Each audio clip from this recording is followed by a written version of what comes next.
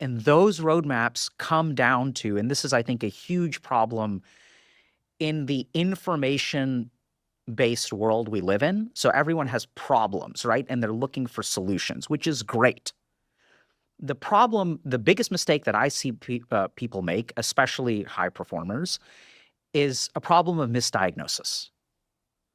So a really good example of this, I had a patient come into my office, worked in finance, was at a very, very successful firm, came in and was like, I have really bad anxiety. Like, it's really starting, like I can't eat, like I can't sleep. My wife is really worried about me. So he's like, I've got really bad anxiety. So we start talking about it and he's like, I'm afraid I'm going to get fired. And we worked together for about 12 months. And then he realizes this environment is not where he's happy. And the reason he's going to get fired is because he doesn't fit in. And he decides to quit.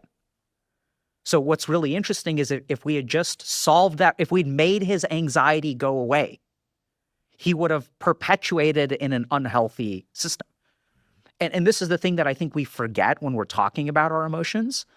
Like, Andrew, which part of the brain does anxiety come from? It's a circuit-wide phenomenon. Sure. If we had, how is it taught? If you had to teach someone who's taking an undergraduate neuroscience class, and maybe you wouldn't teach it this way, but if you had to localize it to somewhere, where would you localize it to? One structure? Yeah, one structure. Everyone would say amygdala. I teach neuroanatomy to medical students, so right. Or I did until very recently.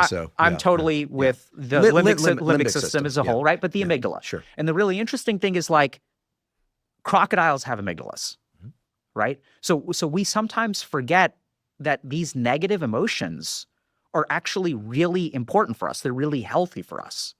One other really interesting example of this is, I work with a lot of like gamers on the internet,